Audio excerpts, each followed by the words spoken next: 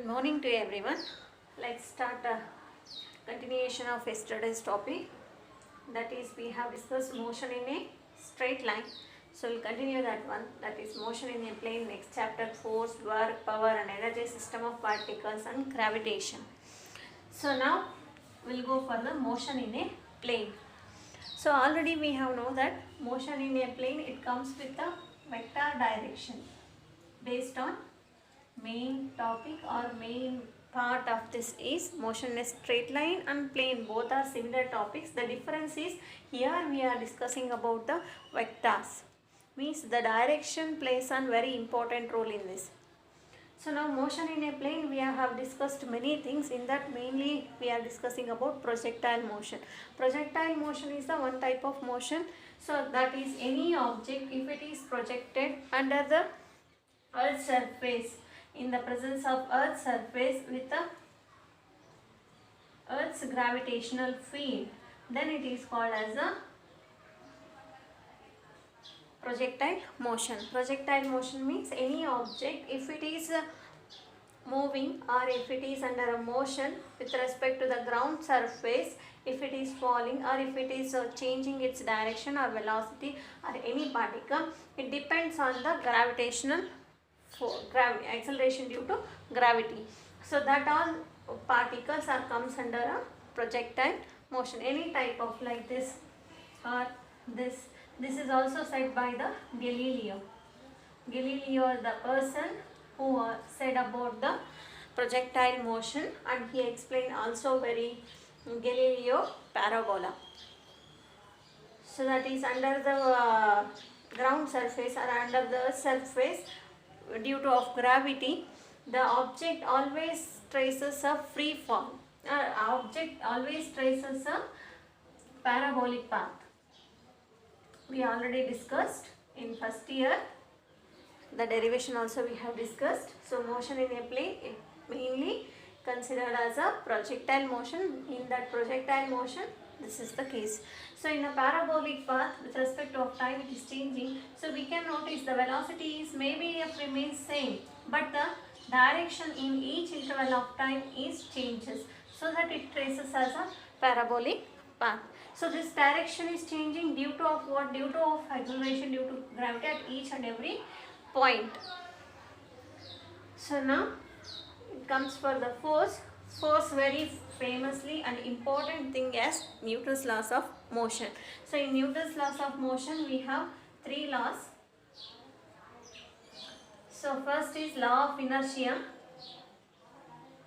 very mainly law of inertia, and the second is Newton's second law, that is a momentum relation for force, very mainly relation for force and momentum.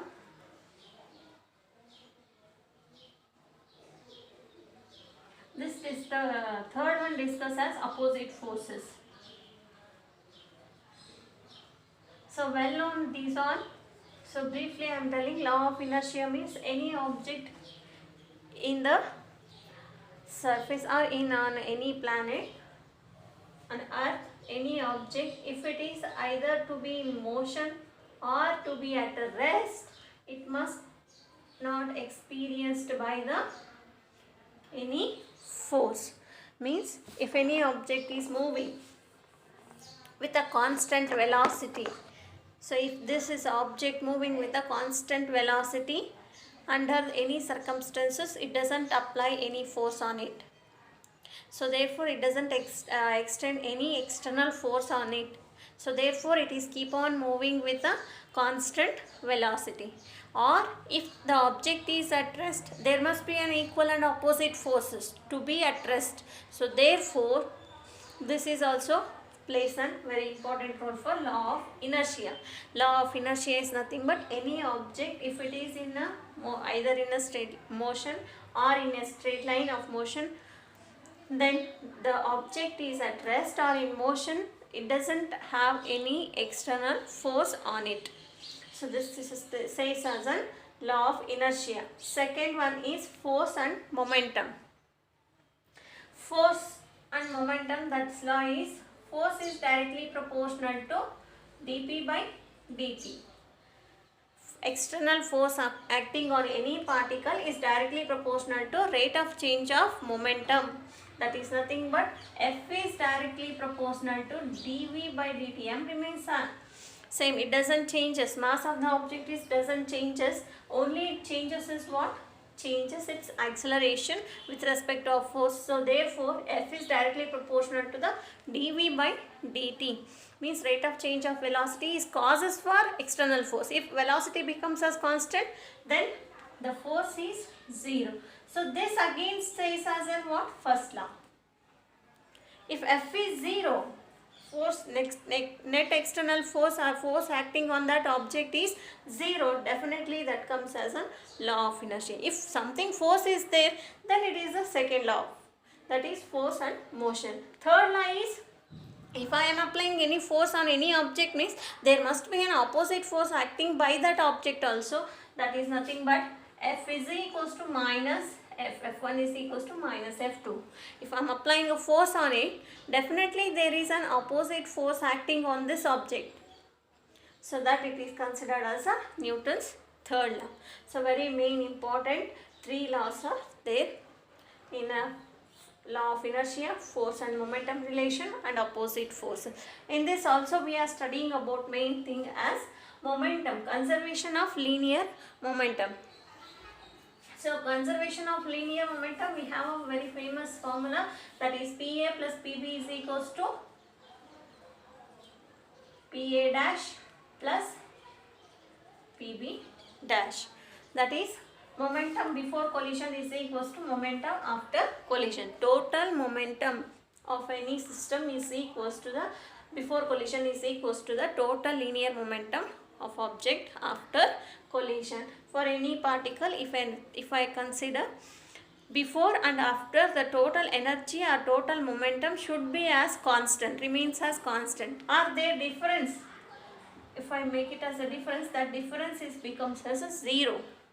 Then it is called as a conservation system, conserved system. So that it is called as a conservation of linear momentum. So next is of comes under the next topic, next chapter, work, power and energy. So mainly I will discuss with our formulas only. So work is nothing but force into displacement. Here force is also vector and displacement is also vector. So then what is work? Work is a scalar or vector? Work is a scalar or vector. So tell me or message me in WhatsApp group. Okay, work is a scalar or vector. Message me in group. Okay, here force is a vector, displacement is also vector.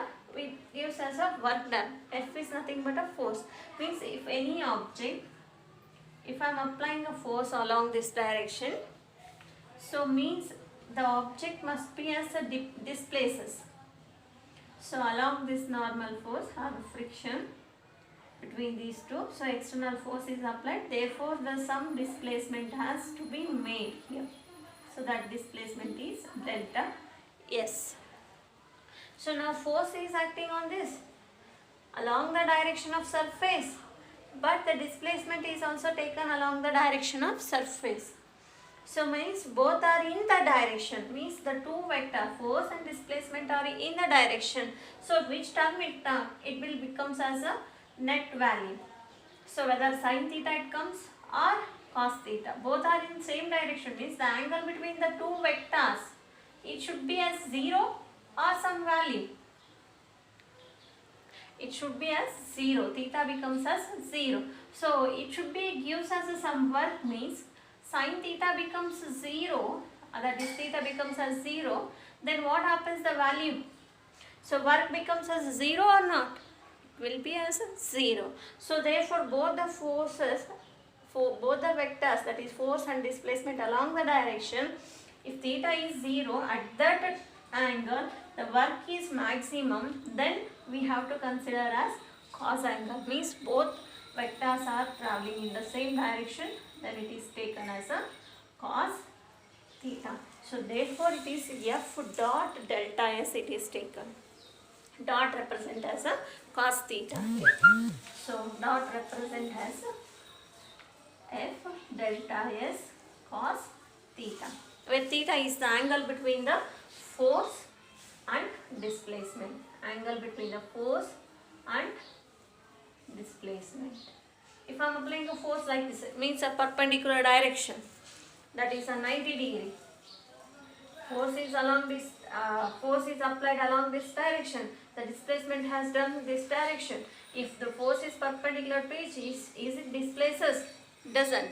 Means cos 90 it becomes. Cos 90 becomes as how much? See. Right? So there is no work done in this case. So therefore,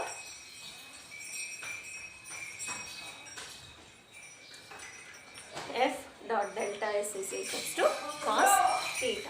Along this we have another formula, that is energy is equals to mgh, potential energy with respect to the ground surface, and kinetic energy is equals to half mv square. M is mass, v is the velocity. In this another one will get it as P. Power is equals to what? Rate of change of work done with respect to time. That gives us what? F into V. F into V is nothing but a power, product of force into velocity. So here whatever we have got work done, energy and power. So these all have a vector products. Isn't it? Products, these are having a vectors. So then whether their resultant energy, power and work done is a scalar or a vector is my question. So therefore tomorrow you tell me, so energy, power, work done, is it a scalar or vector? Clear? So fourth one, system of particles. In system of particles we have mainly discussing of center of mass. Center of mass, that is mx1 plus m1x1 plus m2x2 divided by m1 plus m2. Very basic formula for any object. If I consider any object here, so I am discussing briefly very main important formulas for the second year. So I am not explaining any definitions or any derivations here. Just I am giving a brief introduction for first year, whatever we have discussed in previous year. So that is helpful for the second year topics. So now center of mass is equals to x1, m1 x1 plus m2 x2 divided by m1 plus m2. Suppose if I consider any block here, where the center of mass is located? In the definition or in the in this statement only we are saying center of mass, means whole mass wherever concentrated on any body, that is called as the center of mass of a point. So here in this block, center of mass is connected as at the middle of this rod, isn't it? So generally if it is a uniform, then we can say it easily.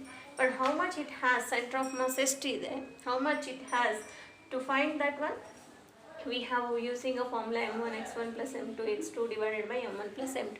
Here m1 x1 are the position of a particle, mass of first particle with the distance x1 about its rotational axis. This is the rotational axis. So this is another particle m2 with a distance x2. Then center of mass it is taken as a mx1 plus mx2 divided by m1 plus m2. Clear? So another important thing is torque. Torque means what? So if any body in motion in a straight line, what it requires? Force. If any body it is same in the motion, but if it is moving in a circular path, then or any curved path, then it requires what type of force? That it is called as a torque. Torque is nothing but a force, but it is acting on the what? Acting on the circular movement.